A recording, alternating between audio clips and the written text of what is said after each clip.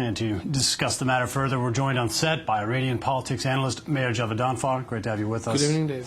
And our London correspondent, Jonathan Sacerdoti, joins us now here from London, of course. Jonathan, good to have you with us.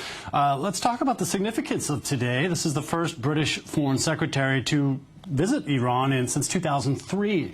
A greater message, perhaps, than simply the reopening of embassies?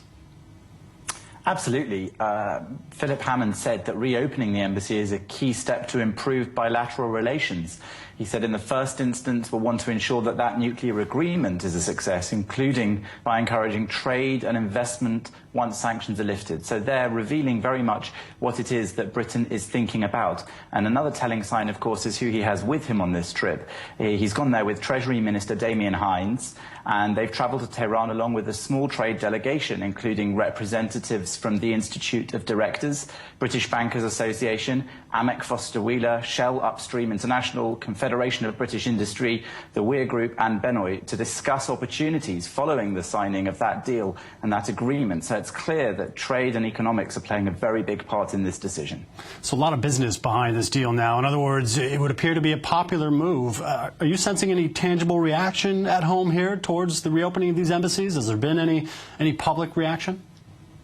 Well, as with elsewhere in the world, there are those who approve of these new ties with Iran and the formation of new bilateral trade and other forms of involvement, and those who disapprove. And they pretty squarely fall into the same two camps as elsewhere in the world. Those who believe that the human rights violations of the Iranian regime and its nuclear developments, and perhaps the incapacity of that agreement to curb those nuclear developments as those people see it, those people are against this sort of thing. On the other hand, there are those who believe that this is the way to rehabilitate Iran in the world and to encourage trade and better human rights, perhaps through reintegrating it into the international community. So people are split in that respect.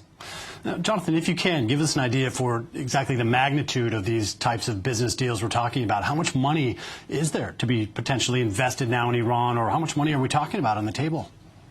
Well, of course, Iran has been out of bounds for many British businesses and European businesses and world businesses. So they will have been chomping at the bit to get back into Iran and have trade again. And estimates have ranged from the large to the enormous.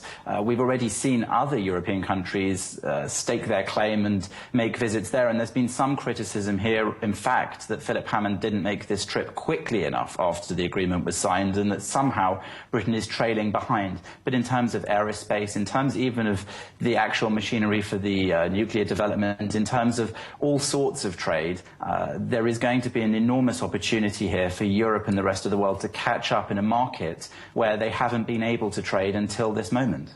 Well, thank you very much for your time with us, Jonathan Sacerdoti, our London correspondent.